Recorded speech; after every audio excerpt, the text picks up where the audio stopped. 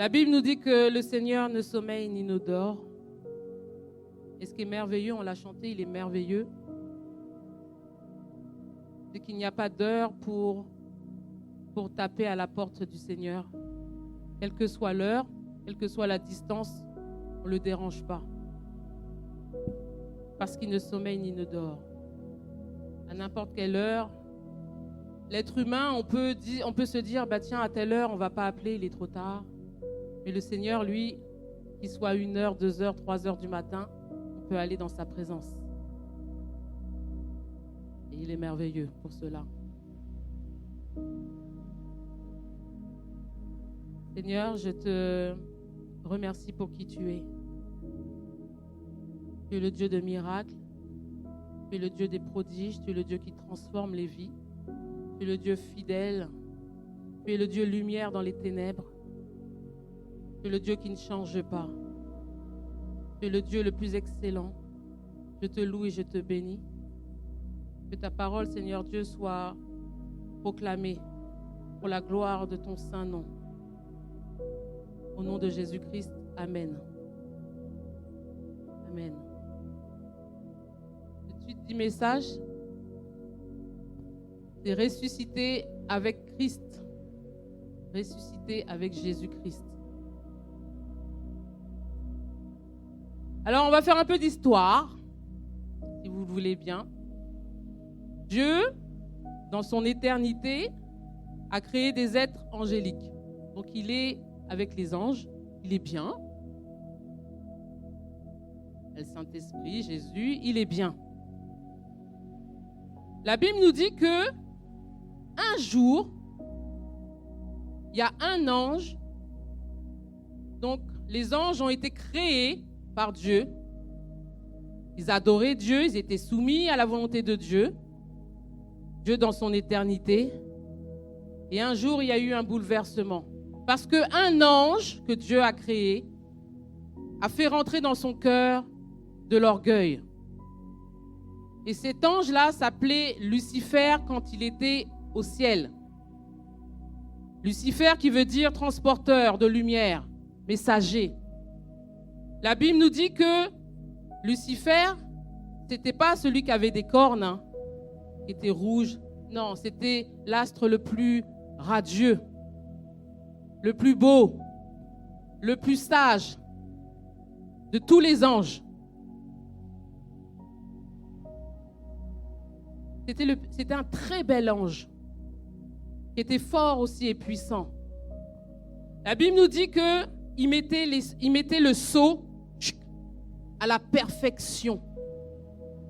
C'est pour cela que toi qui es dans l'œuvre, fais les choses d'une manière excellente. Dieu est un Dieu de détails. La Bible déclare que Lucifer, quand il était un ange, il mettait les sceaux à la perfection. Si le Saint-Esprit insiste pour le dire, c'est que dans le ciel, tout se fait à la perfection. Je vais vous donner un exemple. Il y a la louange. Il y a une responsable de louange. Il y a tout ce qui accompagne la louange. Il y a la sono, il y a l'accordie. Je peux proposer un son. Michael, avec son oreille de technicien son, peut dire « Ah, ce son-là, il ne sort pas bien ou il est bien. » Ça s'arrête là. Moi, je peux proposer un son aussi dans le fichier.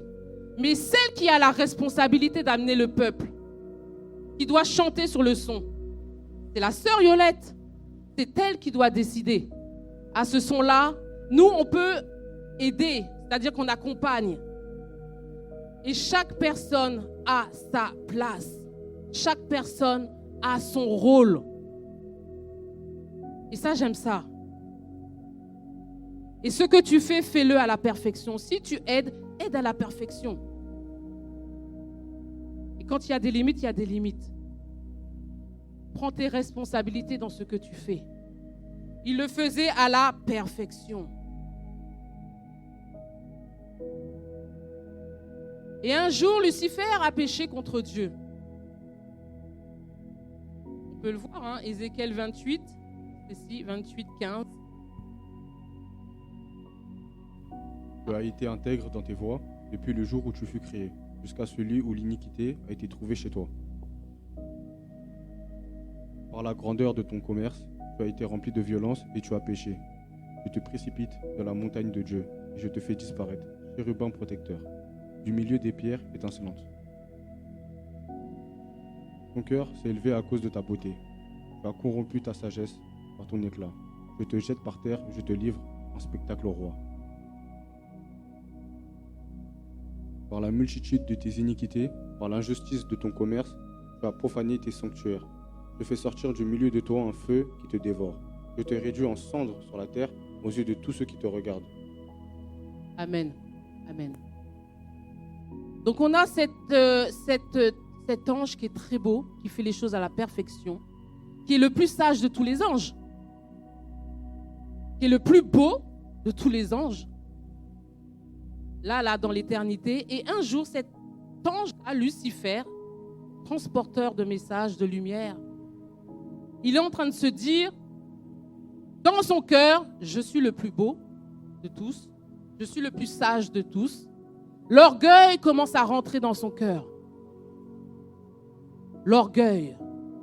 Il est en train de se contempler et en fait, si je comprends bien, il est en train de tomber amoureux de lui-même. Il s'aime lui-même.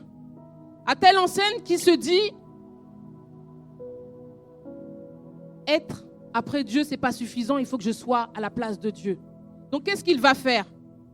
Il va corrompre, la Bible nous dit, 1/3 des anges. 1/3 des anges. Et là, il y aura une bataille. Parce qu'il a corrompu. Là, dans l'éternité de Dieu, là où Dieu était bien. C'est pour cela, vous savez, s'il y a des choses qui ne vont pas bien dans la terre, si Dieu n'a pas empêché que ça n'aille pas bien au ciel, ce n'est pas ici. Des fois, il peut y avoir des désaccords. Ce n'est pas grave. C'est comment on résout le problème. Dans l'éternité, il y a eu un grand désaccord. On va aller dans... Et bizarrement, ce qui s'est passé au ciel, on le voit à la fin, c'est-à-dire dans Apocalypse 12. La Bible nous l'explique très bien. Quand l'ange Lucifer s'est rebellé, a corrompu, suivez-moi, c'est moi qui suis le plus grand, je peux être à la place de Dieu. Apocalypse 12. Il y eut guerre dans le ciel. Michel et ses anges combattirent contre le dragon, et le dragon et ses gens combattirent. Mais ils ne furent pas les plus forts, et leur place ne fut plus trouvée dans le ciel. Et il fut précipité. Le grand dragon, le serpent ancien, appelé le diable et Satan, celui qui séduit toute la terre, il fut précipité sur la terre, et ses anges furent précipités avec lui. Et j'entendis dans le ciel une voix forte qui disait : Maintenant le salut est arrivé, et la puissance et le règne de notre Dieu, et l'autorité de son Christ, car il a été précipité, l'accusateur de nos frères, celui qui les accusait devant notre Dieu jour et nuit. Quand Lucifer s'est rebellé et qu'il a perverti 1/3 des anges, voici ce qui s'est passé. La Bible nous dit qu'il y a eu une guerre. Il y a l'ange Michael, avec toute l'armée, qui a combattu Lucifer avec le tiers qu'il a perverti. Mais ils n'ont pas été les plus forts. Et c'est ainsi que Lucifer, précipité sur la terre, est devenu Satan, l'accusateur. L'accusateur. On va aller dans Genèse 1. Je ne sais pas pourquoi, c'est dans Apocalypse à la fin que Dieu explique ça. Et en Genèse, il nous explique. Frère Claude, tu l'as dit aussi ce matin. Au commencement, Dieu créa les cieux et la terre. La terre était informe et vide, et il y avait les ténèbres à la surface de l'abîme. Satan a été précipité. Ok.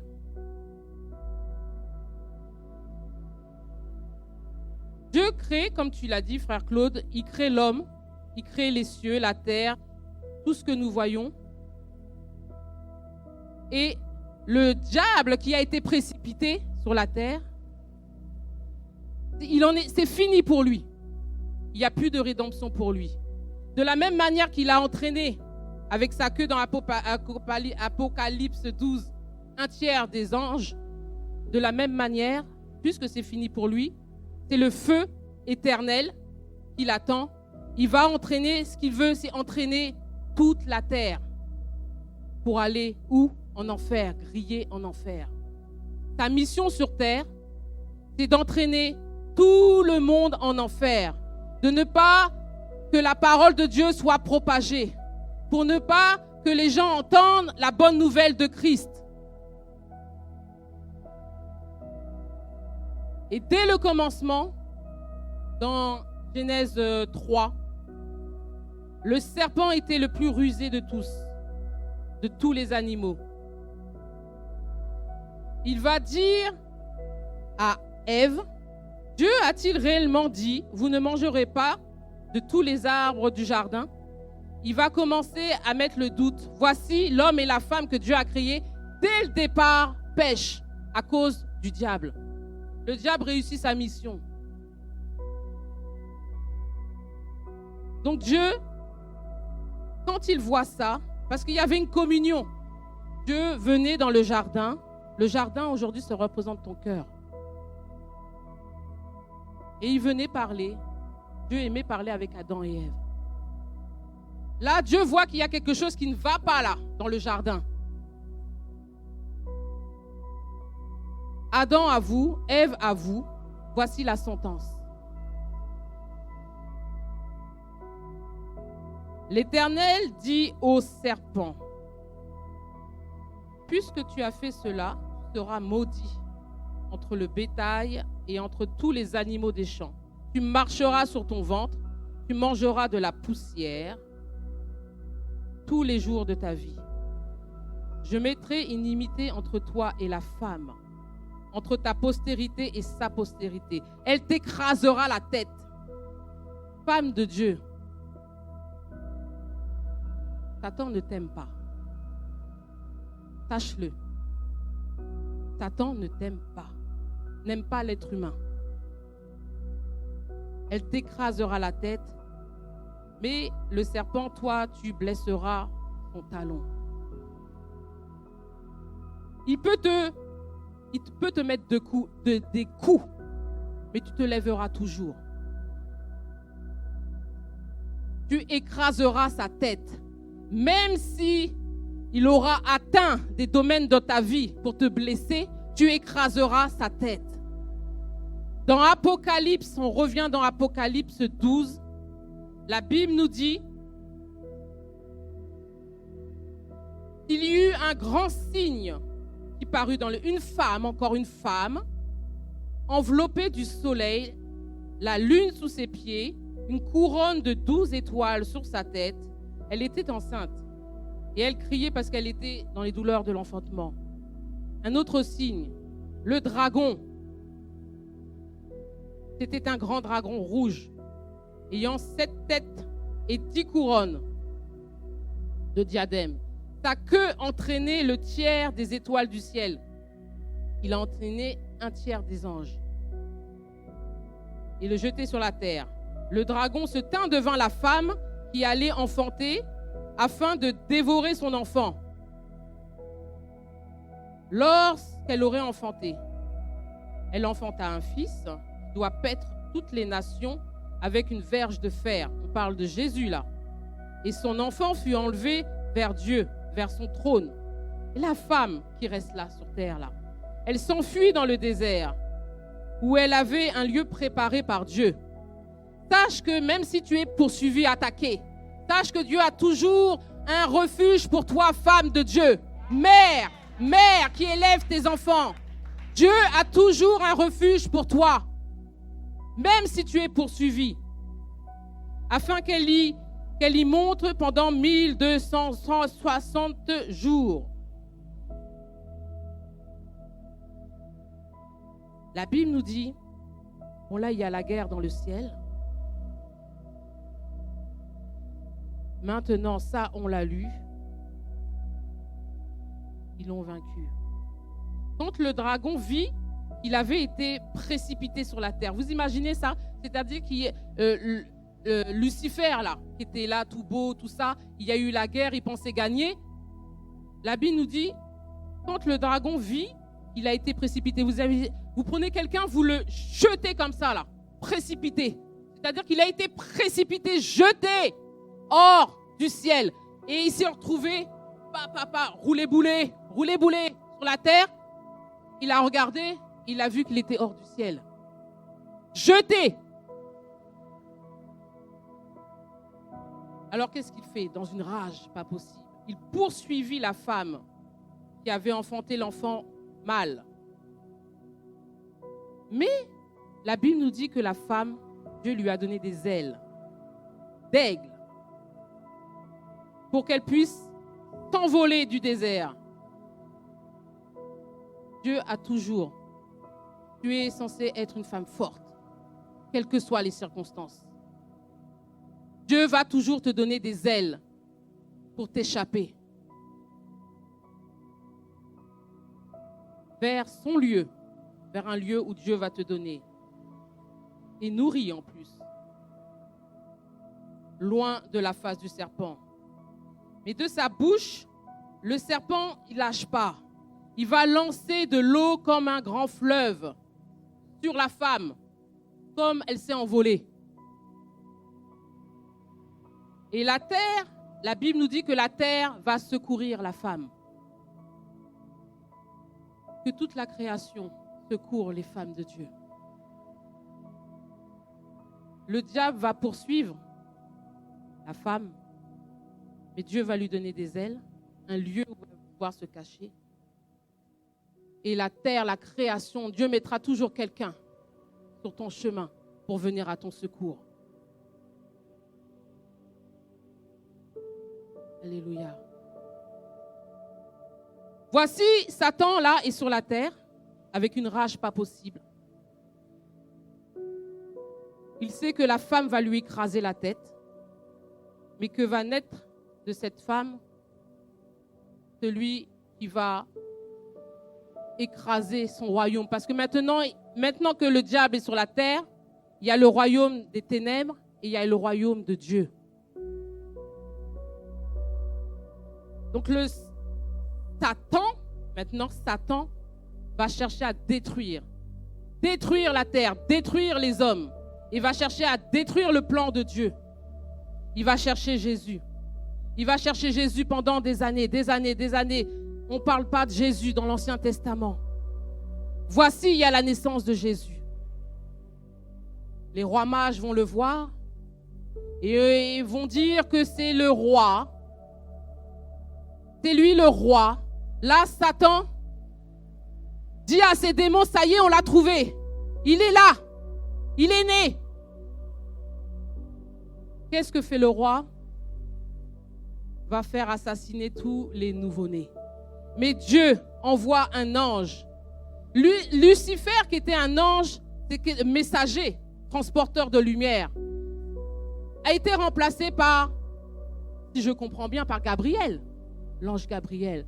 C'est pour cela que là, tu sais, quand tu fais l'œuvre et que tu ne veux pas faire la volonté de Dieu, Dieu va te mettre de côté, il aura toujours quelqu'un pour te remplacer. Saül n'a pas fait la volonté de Dieu, il l'a remplacé par David. Élie s'est arrêté à cause d'une parole qu'il a menacée. Il a été se réfugier dans une grotte. Il n'a plus voulu rien faire. Dieu l'a remplacé par Élisée. Même Jonas, pourtant Jésus a prié toute la nuit pour ses disciples. Il a été se suicider. Lui-même a été remplacé. L'ange Gabriel va prévenir Joseph pour dire d'aller fuir. Jésus n'est pas mort. Mais Jésus se cache. Il se cache. Il est enfant comme tout le monde, comme tu vois les enfants. Il joue avec les autres enfants. Il va à l'école avec les autres enfants. Adolescent, il aide son papa. Il est charpentier. Vous imaginez Jésus, hein? Là, il est caché. La Bible ne nous dit rien. 12 ans, il y a une petite étincelle. On voit sa sagesse dans le temple. Et c'est tout. Après, plus rien. J'imagine que le diable et ses démons cherchent. Ah, c'est peut-être lui, là, à 12 ans, mais non, il n'y a pas de vague. On va continuer à chercher. 30 ans, Jésus se fait baptiser. Et là, Dieu va dire dans le ciel, voici, celui-ci est mon fils bien-aimé, en qui j'ai mis toute mon affection. La phrase est déclarée. La phrase est déclarée. Ça y est, démon, on l'a trouvé. Il est là. Aussitôt, l'Esprit de Dieu transporte Jésus dans le désert. Et là, le diable dit, allez, viens dans le désert. Je t'ai attendu depuis. Il va se confronter à Jésus. Pas par un combat de boxe, hein. C'est parole contre parole. Parole contre parole. 3 fois. Le diable le laissa parce que Jésus, il se frotte à la parole elle-même. Il est culotté. Et il demande à la parole de se prosterner devant lui. Lui qui a été jaloux de Dieu. Mais Jésus le renvoya par la parole. Par ses paroles, il a été obligé de se retirer jusqu'à un moment favorable. Jésus commence son ministère pendant 3 ans. Toute la nuit, il choisit, il prie pour ses disciples. Le matin, il se lève, toi, vous serez mes disciples, les apôtres, vous allez m'accompagner dans mon ministère. Alléluia. Et pendant son ministère, Jésus va guérir, Jésus va prêcher la bonne nouvelle, Jésus va apporter la bonne nouvelle de l'évangile, Jésus va rapprocher, va apporter la notion de Père, et non pas de Dieu, de Père, à l'être humain. Il va chasser des démons, il va faire son ministère, il va guérir ceux qui ont le cœur brisé. Le thème du message, c'est la résurrection. Et dans la Bible, on voit que, vous connaissez, il y a au moins 3 résurrections qu'on connaît. Il y a la résurrection de la fille de Jaïrus. Il va, elle est morte. Il va lui dire, Talitakoumi, lève-toi, jeune fille, lève-toi. Résurrection. Il y a la résurrection du fils de la veuve qui allait enterrer son fils. Il a été ému de compassion et jeune homme, il ressuscite le jeune homme qui allait être enterré. Et bien sûr, vous l'avez dit, la résurrection de Lazare. Il sentait déjà, son corps était déjà décomposé. Lazare, sors de la mort, sors. Vous voyez que Jésus, là, dans son ministère, transportait la vie, était l'auteur de la vie. Mais là, la résurrection, la mort que je vais vous parler, c'est celle de l'auteur de la vie, celle de Jésus-Christ, pas celle de Lazare. La Bible nous dit, je ne l'ai pas noté, que Jésus, dans son ministère, à la fin de son ministère, n'a cessé de dire à ses disciples qu'il devait mourir. Il devait mourir pour ressusciter. Il l'a dit, redit. Même il a dit aux gens, détruisez ce temple, je le reconstruirai en 3 jours. Il ne parlait pas du temple brique, il parlait du temple de son corps. Il dit à ses disciples, il faut que le Fils de l'homme souffre pour qu'il puisse ressusciter. Il les a enseignés, ils étaient enseignés. Les disciples étaient avec lui jour et nuit. Si bien que quand Jésus leur a dit ça, ils étaient tout tristes. Mais comment ça tu nous laisses? Comment ça tu vas partir? Les disciples étaient rien avant. C'était des simples pécheurs, ils étaient méconnus. Avec Jésus-Christ, ils ont connu la notoriété. Quand ils se déplaçaient, il y avait des foules. Ils ont expérimenté la puissance de la délivrance au nom de Jésus-Christ. Et là, leur maître leur dit, je vais mourir, mais je dois ressusciter. Et ils n'ont pas compris, ils étaient tout tristes. Mais je vous enverrai aussi le Saint-Esprit, le Consolateur. Voici, Judas va livrer son maître.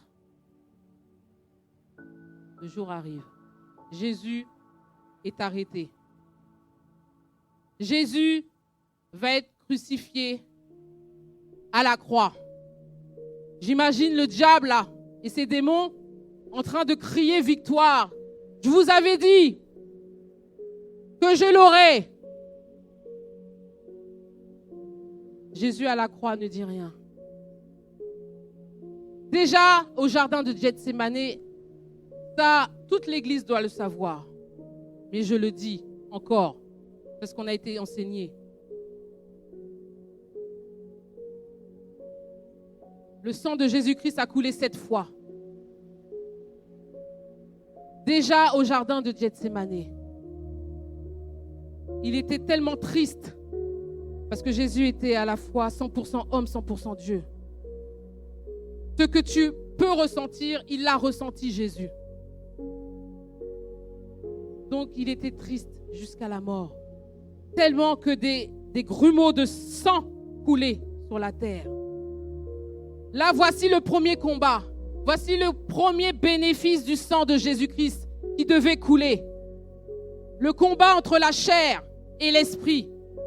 Le combat entre ta chair et la volonté de Dieu. C'est pour cela que Jésus dira, non pas ma volonté, je ne veux pas mourir, mais si tu pouvais éloigner cette coupe de moi, mais Seigneur, ta volonté.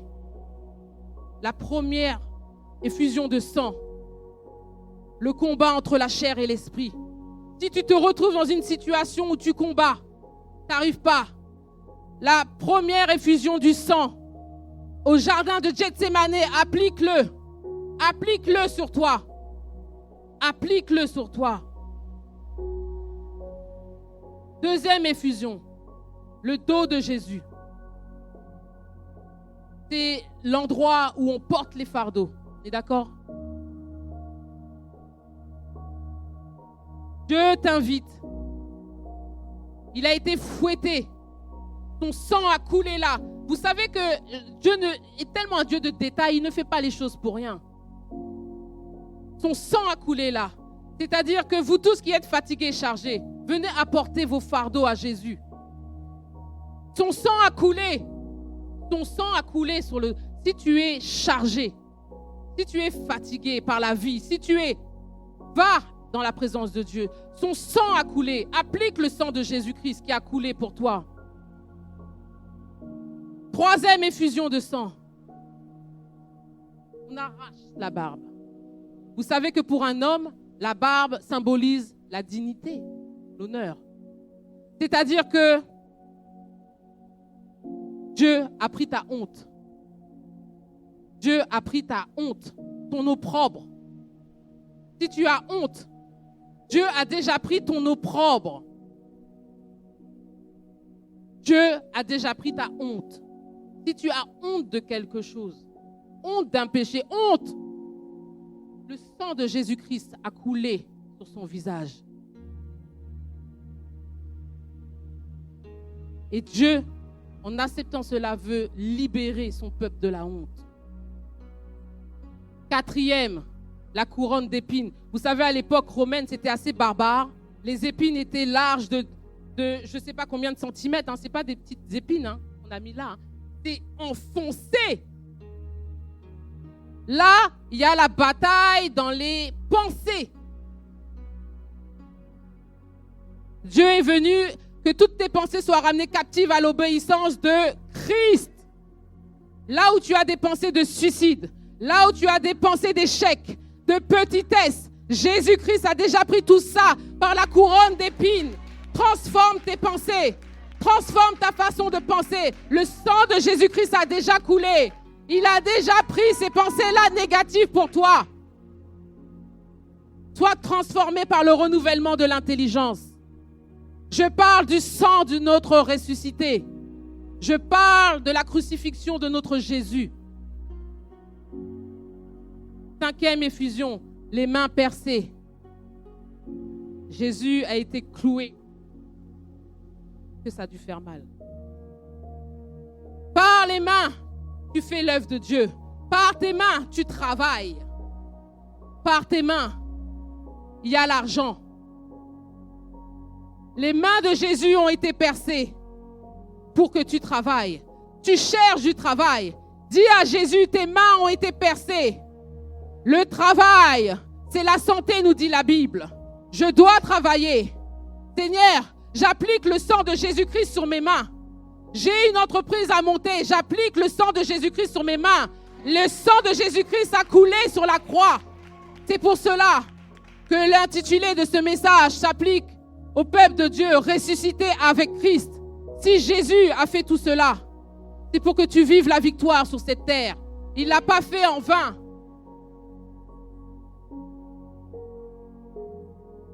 Sixième, les pieds. Il est beau.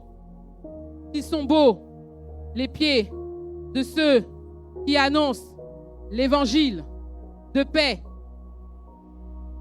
Ils sont beaux. Comment y aura-t-il des prédicateurs s'ils ne sont pas envoyés? Les pieds de Jésus pour les prédicateurs, pour les évangélistes, pour ceux qui aiment aller dans la rue, apporter la bonne nouvelle. Si tu as peur d'aller évangéliser, les pieds de Jésus ont été percés, ont été cloués et le sang est sorti de là. Applique le sang de Jésus-Christ qui a été percé aux pieds pour annoncer, pour chanter la bonne nouvelle de Christ.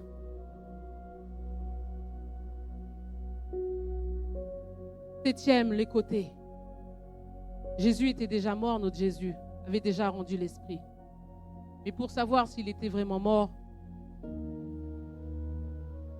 le soldat a percé avec sa lance sur le côté. La Bible nous dit qu'il y a de l'eau et il y a du sang qui sont sortis. L'eau et le sang représentent la vie. Sur le côté cœur, l'âme. Le sang nous guérit, même des blessures émotionnelles. Jésus a dit qu'il est venu pour guérir ceux qui ont le cœur brisé. Vous savez, dans la Bible nous dit que face à un visage radieux, le cœur peut être très attristé. La Bible nous dit aussi que quand il fallait donner les dîmes et les offrandes, Jésus observait. Parce que Dieu n'est pas un Dieu qui regarde à l'apparence, il regarde au cœur. C'est ainsi Noémie a dit, je te remercie pour ceux qui ont donné avec un cœur sincère. Quand tu donnes, Jésus est là. Il y avait les scribes qui donnaient, les riches qui donnaient avec leur superflu. Peut-être qu'ils donnaient 100 euros, mais 100 euros, ça représentait 1 centime pour eux. Il y avait une veuve, elle n'était pas seulement veuve, elle était pauvre. Et elle a donné de tout ce qu'elle avait. Et juste avant cette scène-là, Jésus a dit à ses disciples, prenez garde. Gardez-vous des scribes et des pharisiens. C'était eux qui devaient prendre soin des veuves. Mais c'était eux qui prenaient tout ce qu'avaient les veuves. Ils faisaient mal les choses. C'est ainsi qu'il y a des gens, dans leur pensée, se disent que les pasteurs prennent l'argent, comme les scribes faisaient. Et puis les gens n'en ont pas, ils donnent. Prenez garde. Dieu est un Dieu qui regarde au cœur. De la même manière qu'il a vu le cœur de Lucifer, il était en train de se dire, je vais remplacer Dieu. Tout se passe dans le cœur.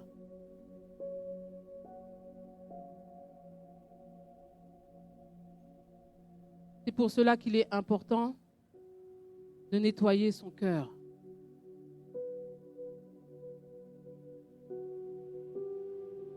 Voici la mort. Jésus a rendu l'âme, rendu l'esprit. On va l'ensevelir sommes dans Luc 24. Il y avait des femmes. Hein. Jésus est mort, ça y est, il est mort. Les démons, là, ils sont tout contents, j'imagine. Oh, la victoire, la victoire, la victoire.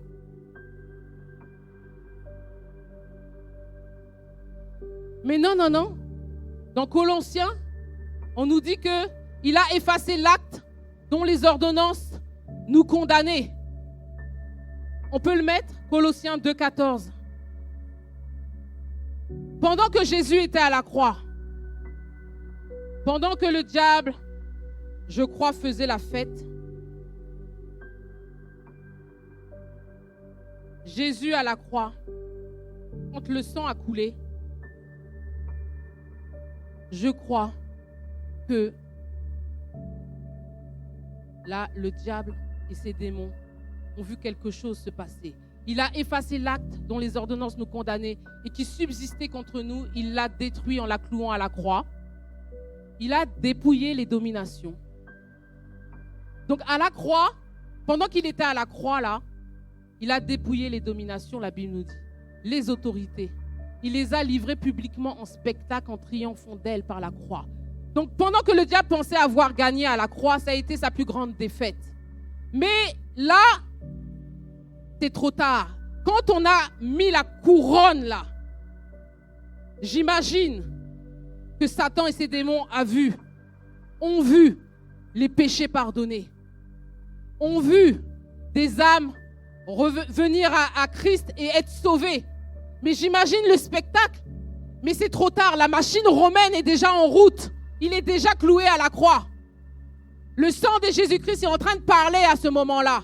Il est en train de dire il est pardonné. Il est en train de dire il est guéri. Il est en train de dire il est sauvé. Il est en train de dire tout ce que le sang de Jésus-Christ fait à la croix. Et là, c'est la plus grande défaite. Et la Bible nous dit, ça m'a toujours frappé, il l'a publiquement livré publiquement en spectacle. N'est-ce pas, c'était Jésus qui était livré en spectacle? Mais la Bible nous dit qu'à la croix, c'est le diable et ses démons qui sont livrés publiquement en spectacle. Mais en spectacle où? Je posais la question à Dieu. J'ai eu cette image d'arène. Vous savez, au temps des gladiateurs, où il y a deux personnes là qui combattent, avec une foule qui crie. D'un côté les anges, d'un côté les démons. Et là, j'imagine Jésus à la croix prendre la tête de Satan et traîner publiquement là dans les lieux célestes, publiquement la défaite de Satan. Publiquement la défaite de Satan. Pendant que Jésus est à la croix, les êtres humains ont cru que c'était la fin du règne de Jésus-Christ, mais il était en train de se passer quelque chose.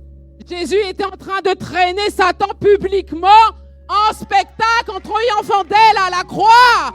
Et j'imagine les anges crier victoire, crier victoire, crier victoire. Oh, Jésus a gagné. Je veux crier oh, oh. Alléluia. Amen. Voici, Jésus s'est occupé de Satan. Maintenant, il faut s'occuper de la terre. Je reviens dans Luc 24. Il est mort. La Bible nous dit que, Luc 24, je peux mettre ceci. Le premier jour de la semaine, les femmes se rendirent au sépulcre de grand matin portant des aromates qu'elles avaient préparés. Et quelques personnes les accompagnaient. Et là, la Bible nous dit que elles trouvèrent que la pierre avait été roulée de devant le sépulcre. Étant entrées, elles ne trouvèrent pas le corps du Seigneur Jésus. Comme elles ne savaient que penser de cela, voici deux hommes leur apparus, en habits resplendissants, donc des anges, saisis de frayeur. Elles baissèrent le visage contre terre, mais ils leur dirent, « Mais pourquoi cherchez-vous parmi les morts celui qui est vivant?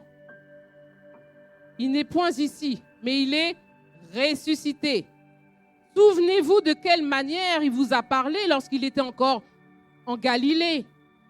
et qu'il disait, il faut que le Fils de l'homme soit livré entre les mains des pécheurs, qu'il soit crucifié et qu'il ressuscite le 3e jour.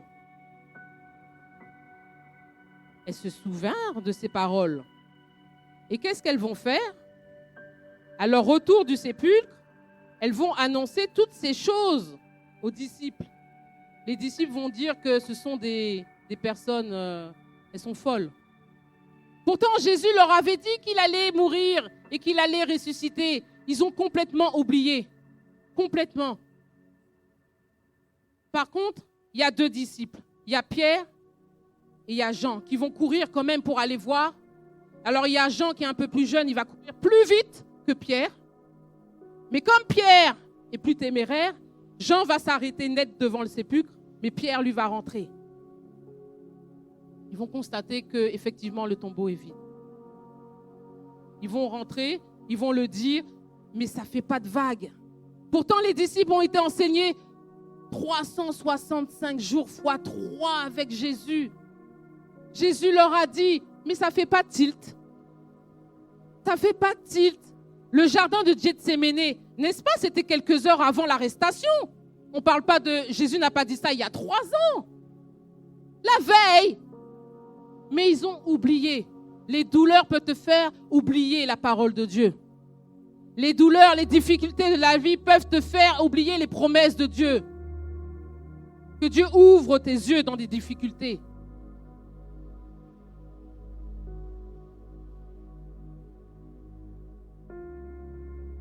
Voici ce même jour. Regardez ce qui se passe. Il y a 2 disciples. Ils se disent, bon ben voilà, on pensait que c'était notre maître, le roi, il est mort. Bon ben, on va retourner à notre ancienne vie. Les disciples d'Emmaüs qui retournent. On va laisser. La Bible nous dit que Jésus, pendant qu'il parlait, ils étaient en train de parler, discuter, Jésus s'approcha. Il est ressuscité, notre Jésus. Il fait route avec eux. Des fois, dans des difficultés, Dieu fait route avec toi, il te parle, mais tu ne l'entends pas. Tu n'entends pas parce que tu es dans tes problèmes. Tu n'entends pas. Jésus, il est là avec eux, il fait route, il discute avec eux, il parle, mais ça ne les touche pas. Ils ne savent même pas que c'est Jésus qui est en train de leur parler. Ils vont souper. Qu'est-ce que Jésus va faire? Il va faire la Sainte Seine. La Bible nous dit qu'il rompit. Et quand il rompit, frère Woodford, la Bible nous dit que quand il rompit le vin, le pain, leurs yeux s'ouvrirent. À ce moment-là, au moment de la Sainte Seine, ils se sont aperçus que c'était le maître qui était là avec eux, qu'il était ressuscité. À ce moment-là, au moment de la Sainte Seine, leurs yeux s'ouvrirent. Qu'il en soit ainsi parmi nous. Et là, Jésus disparaît. Vous imaginez? Il disparaît. C'est pas il est parti. Hein. La Bible nous dit qu'il a disparu devant eux.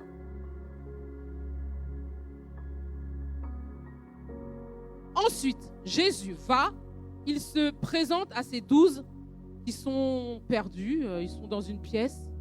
La Bible nous dit qu'ils ne rentrent pas par la porte, ils rentrent par les murs. Imaginez. Ils ont eu peur, ils ont cru que c'était un fantôme.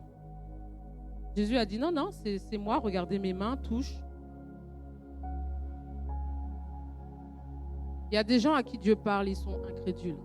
Même si Dieu montre. Même si Dieu va montrer ou va délivrer, non, dur de cœur. Il va dire, mais comment vous êtes dur à croire comme ça?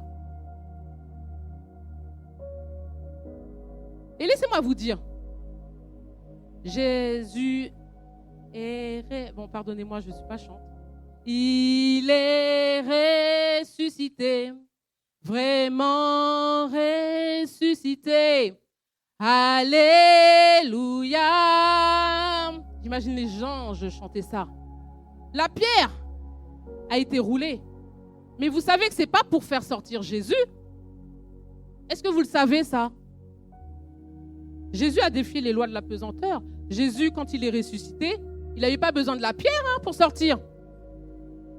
Si la pierre a été roulée, c'était pour prouver qu'il est vraiment ressuscité. La pierre a été roulée pour que tu vois que Jésus-Christ a été ressuscité. Jésus-Christ s'est présenté à ses disciples, il a traversé les murs. La pierre, il n'avait pas besoin de la pierre pour sortir, pour ressusciter. Et le Saint-Esprit l'a ressuscité d'entre les morts, il n'avait pas besoin d'une pierre.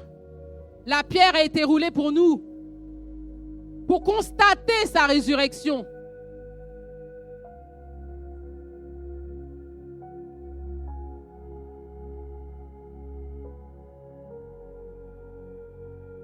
Ressusciter avec Christ, cela veut dire quoi? Vous savez, si Jésus a fait tout ça, Dieu a tant aimé le monde qu'il envoya son Fils unique, afin que quiconque croit en lui ne périsse point, mais qu'il ait la vie éternelle. Vous savez qu'on va tous passer devant l'éternité un jour. Il est permis à un homme de mourir une fois. Après vient quoi? On va mourir, on va t'appeler. Tu vas passer devant le juge. Chaque personne. Jésus-Christ est venu pour que tu aies la vie éternelle. Toi l'enfer, toi le paradis.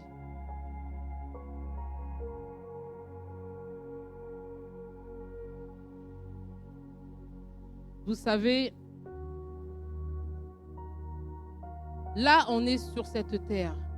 La Bible nous dit dans Colossiens, si je l'ai mis, je ne sais pas, 2,12, que nous sommes, par le baptême, nous avons été ensevelis avec lui et nous sommes ressuscités avec Christ. Mieux encore, il nous a placés dans les lieux célestes, c'est-à-dire que dans les lieux célestes, on n'est pas mort, on est vivant puisqu'on est sur terre. Mais dans les lieux célestes, cela veut dire qu'on a accès aux choses du surnaturel. C'est ainsi qu'on peut dire, on peut imposer les mains parce qu'on est ressuscité avec Christ et les malades sont guéris. On peut imposer les mains et chasser des démons qui tourmentent la vie d'une personne. On a accès aux choses surnaturelles. On est ressuscité par la foi en la puissance de Dieu qu'il a ressuscité d'entre les morts. Nous sommes ressuscités avec Christ. Et en préparant ce message, c'est ce que j'ai reçu.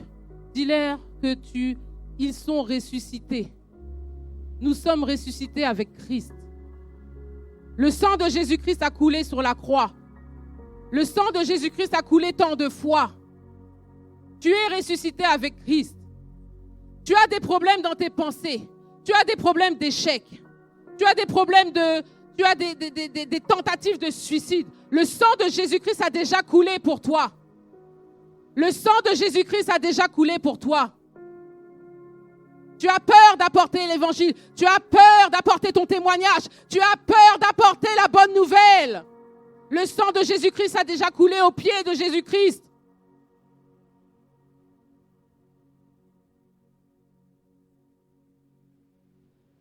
Laisse-moi te dire, toi qui as accepté Christ, ne laisse jamais personne, ni ta mère, ni ton père, personne dire que tu es bête. Ne laisse jamais personne dire que tu es moche. Ne laisse jamais personne dire que tu n'es pas intelligent. Dieu fait de nous des hommes et des femmes combattants et combattantes, debout. Et il nous a promis d'être avec nous, d'avoir la victoire. Tu as des difficultés. Applique le sang de Jésus-Christ. Applique ce que dit la parole. Dieu dit que le faible dise « Je suis fort ». S'il le dit, c'est pourquoi? Pourquoi? Peut-être qu'à un moment donné, tu es faible. Mais Dieu dit que la lumière soit alors qu'il y avait les ténèbres. Il n'a pas dit « Oh, il y a les ténèbres, la terre est informe et vide ». Il n'a même pas calculé. Il a vu, il n'a pas nié. Il ne fait pas l'autruche, Dieu. Il a vu. Mais qu'est-ce qu'il dit dans cette situation? Que la lumière soit et la lumière fut. Que le faible dise, je suis fort. Mais s'il le dit, Seigneur, dans cette situation-là, Je suis le contraire de cette situation. Dis-le. Tu es ressuscité avec Christ. Tu as des pensées suicidaires. Ne va pas faire ça. Je dis, vous tous qui êtes fatigués, parce que peut-être la vie t'a fatigué, une situation te fatigue. Tu n'arrives pas à trouver du travail. Les mains de Jésus-Christ ont été percées. Tu as le cœur brisé, un passé lourd. Jésus-Christ est venu pour ceux qui ont le cœur brisé, ceux qui ne se voient pas. Ce qu'il y a à l'intérieur du cœur. Dans chaque situation, le sang de Jésus-Christ parle. C'est ainsi que nous sommes ressuscités avec Christ. Il n'a pas dit que la vie chrétienne sera un long fleuve tranquille sur ta barque. Malheureusement, si on t'a dit ça, c'est faux. Mais Dieu te donne toutes les armes. Il te donne toutes les armes pour vaincre. Il y a une situation qui te fatigue. Jésus dit, venez, venez, vous tous qui êtes fatigués et chargés. Vous tous qui êtes fatigués et chargés. Jésus te dit ça ce matin. Tu es fatigué de lutter. Tu es fatigué d'attendre. Tu es fatigué de te battre pour une situation. Tu es fatigué. Viens ce matin. Toi qui es fatigué, tu es chargé. Dieu va te donner, il veut te donner du repos. Il veut te donner la victoire sur tes pensées. Il veut te donner la victoire sur la couronne d'épines.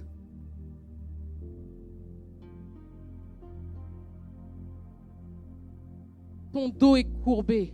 La Bible dit que un dos là, comme une autoroute, les gens passent dessus, c'est-à-dire qu'on marche sur toi. Jésus a pris ça pour toi. Là, lève-toi. Lève-toi au nom de Jésus-Christ.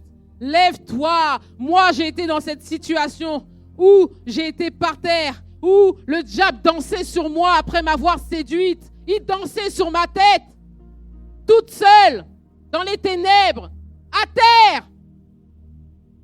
Jésus-Christ, et je l'ai vu dans une vision noire, c'était noir, ténébreux, j'étais à terre, la tête défaite. Jésus-Christ à la croix, ton visage a été défait pour ta situation. Moi, j'avais une situation qui m'avait défaite, informe, vide. Mais Jésus-Christ a tendu sa main pour me relever. Mon dos, ton dos, toi qui es courbé, relève-toi. Ton dos n'est pas le lieu de passage des démons et du diable. Relève-toi, Jésus-Christ, je me relève. Jésus-Christ m'a relevé, je me suis relevé avec Jésus. Tout n'a pas été clean d'un coup. Ça a été un processus. Si vous me voyez là devant,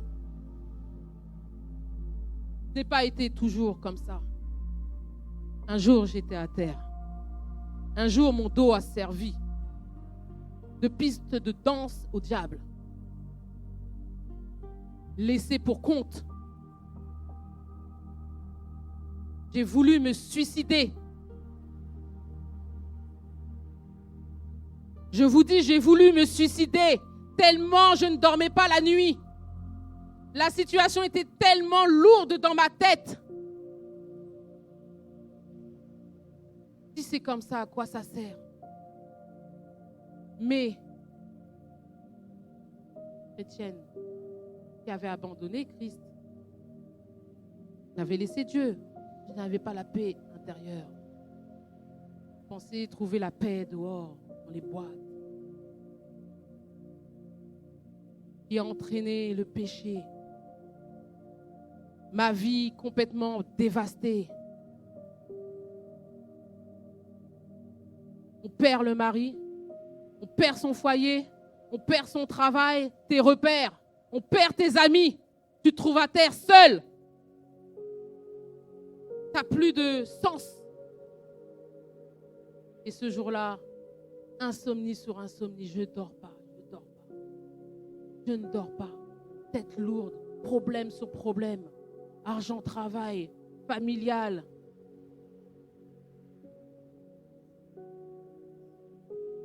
Et là, je me dis ça.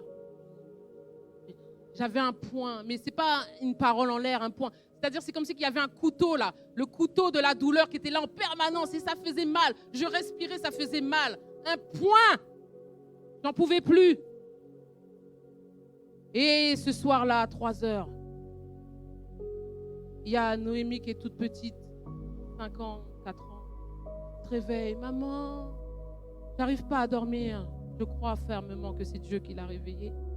Et là, mes yeux se sont ouverts et j'ai dit non, mes enfants, mon fils, ma fille ne peuvent pas me découvrir tout à l'heure dans une mare de sang dans la cuisine. J'ai enlevé ça de ma tête. J'ai appelé ma mère 3h du matin jusqu'à 6h. Maman, je souffre, maman, j'ai mal. Elle m'a tenue. J'ai dit, maman, je voulais partir. Il y a des gens qui vivent des situations. Mais je vous assure que si vous me voyez là, c'est parce que Jésus-Christ m'a relevé. Jésus-Christ m'a sauvé. Jésus-Christ m'a lavé. Jésus-Christ est ressuscité réellement. La femme adultère, tout le monde voulait la lapider parce qu'elle avait péché. Mais Jésus a dit que celui qui n'a jamais péché te jette la première pierre. Jésus est ressuscité. Il te lave. Le sang de Jésus-Christ nous lave de tout péché. Il y en a qui sont pris dans la culpabilité. Pierre qui était collé à Jésus, a renié son Jésus. Il a péché. La Bible nous dit qu'il était tout nu, tellement il avait honte de lui. Quand Jésus est à la rive, les disciples disent, mais Pierre, la Bible nous dit Pierre il va pécher tout nu. C'est comment ça? C'est quelle histoire? Il va pécher tout nu. Tellement il est tellement déprimé que ça ne vaut même pas la peine de s'habiller. Il a renié son maître. Il s'en veut. La culpabilité. Jésus, qui est ressuscité, je vous le rappelle, est obligé de traiter ce problème avec Pierre. Toi qui as un problème de culpabilité, Jésus-Christ est ressuscité pour tes péchés. La culpabilité qui t'amène à la repentance à Dieu, oui. Le Saint-Esprit est celui qui convainc de justice, de péché et de jugement. Mais la culpabilité qui t'enferme dans une prison vient de Satan. Qui te laisse dans une prison vient de Satan. Jésus va dire, Pierre, viens là, viens. M'aimes-tu? Ah, Pierre qui va dire, oh là là, s'il me dit ça, c'est parce que je l'ai trahi, je le sais. Et il se présente tout nu. Hein. Il dit ça, c'est parce que, voilà, il va me reprocher. Oh, donc, il ne trouve pas de réponse. Ben, tu le sais. Tu le sais. 3 fois, il va lui dire, Pierre, est-ce que tu m'aimes? Paie mes troupeaux. Je t'ai appelé à être pasteur. Tu n'as pas compris l'œuvre de la croix. Tu n'as pas compris ma présence à tes côtés pendant 3 ans. À la croix, j'ai pris le péché. À la croix, j'ai pris ton péché. J'ai pris ta culpabilité, ta honte. Là, il se passe quelque chose. Le Saint-Esprit fait quelque chose à travers ça. Parce qu'il est en train de traiter quelque chose. Il faut que Dieu te parle dans ta situation pour te dire je t'aime, pour te dire je t'ai pardonné, pour te dire suis-moi. J'ai des projets de paix, non de malheur pour toi. Tu es fatigué, viens. Je prends ton fardeau, je te donne un fardeau léger, doux.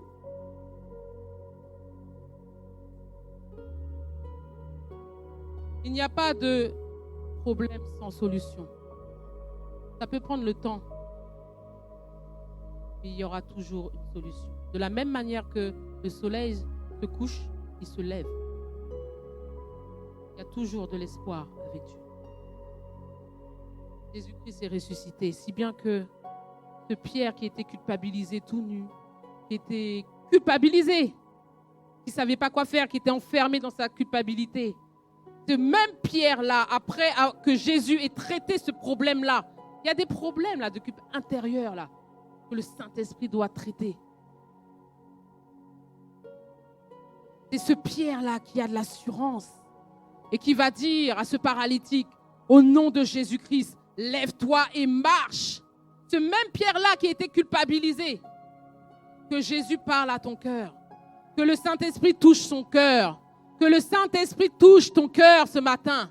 Jésus-Christ est ressuscité. Il est ressuscité pour t'enlever ta honte. Il est ressuscité pour t'enlever ta peine, ton fardeau. Il est ressuscité pour que tu aies la victoire. Il est ressuscité pour que tu marches en victorieux. Que tu marches victorieux. Il est ressuscité. Jésus-Christ est vraiment ressuscité. Il est vraiment ressuscité. Il est ressuscité pour ceux qui ont le cœur brisé.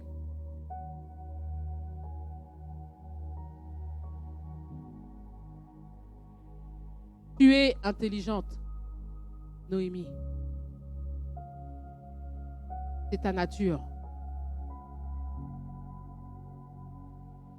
Dieu a des projets de paix. Dieu a des projets de paix et non de malheur pour tout un chacun. Je suis une merveilleuse créature, a dit David. Pas à la Lucifer, hein. Il s'aimait lui-même. Hein. L'assurance que Dieu vit en nous. L'assurance de notre ressuscité. Les femmes sont allées dire en courant, Jésus vraiment ressuscité. Notre Jésus est vraiment ressuscité. Tu es ressuscité avec Christ. Et je te dis ce matin que tu as la victoire. Tu as la victoire sur tes difficultés. Tu as la victoire sur ton problème. Jésus-Christ est ressuscité d'entre les morts. Il est ressuscité d'entre les morts. Il y a la victoire dans tes projets. Il y a la victoire dans tes projets. Il y a la victoire sur cette maladie. Il y a la victoire sur cette maladie. Il y a la victoire sur ton compte en banque, sur le travail que tu cherches. Jésus-Christ est ressuscité. Il y a la victoire dans tes pensées. Oh Jésus-Christ, le Saint-Esprit transforme tes pensées en les pensées de Christ.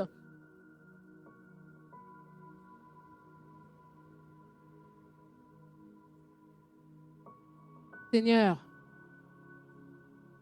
ainsi le message de ce matin, un message d'espoir, un message où Dieu regarde à ton cœur et Dieu voit toutes les difficultés de ton cœur, voit toutes les batailles dans ton cœur.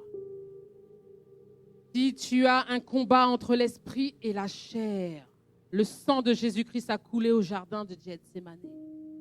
Que la volonté de Dieu se fasse dans nos cœurs.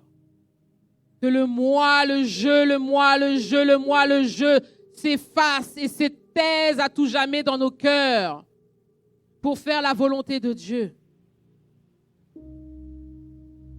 Que nos pensées soient ramenées captives à l'obéissance de Christ. Que Dieu nous parle ce matin. Que le ressuscité nous parle ce matin. Que le sang de Jésus-Christ nous parle ce matin. Que Dieu ouvre nos yeux ce matin. Que même si les océans se déchaînent, j'ai dit, je dis, je redis, je reste tranquille. La situation se déchaîne d'elle-même. Car Jésus est là. Je suis tranquille. Car mon Rédempteur se lève le dernier. C'est lui qui se lèvera le dernier. Job a pu dire, mon Rédempteur, c'est mon Rédempteur qui vit. C'est lui qui se lèvera en dernier sur ma situation.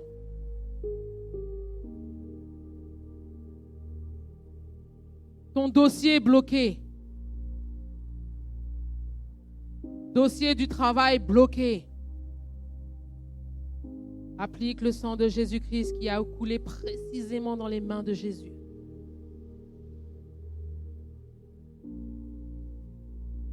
Seigneur, merci.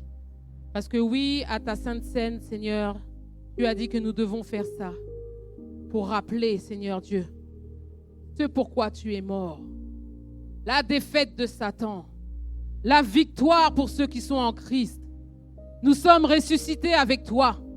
Donc, Seigneur, je déclare que nous avons la victoire. Même si c'est pénible, nous avons la victoire. Je déclare la victoire sur cette église. Je déclare la victoire, Seigneur Dieu, dans nos foyers. Je déclare la victoire sur nos enfants. Je déclare la victoire sur notre propre vie. Jésus a gagné, wow, wow. Jésus a gagné, wow, wow. Il a gagné pour toi et moi.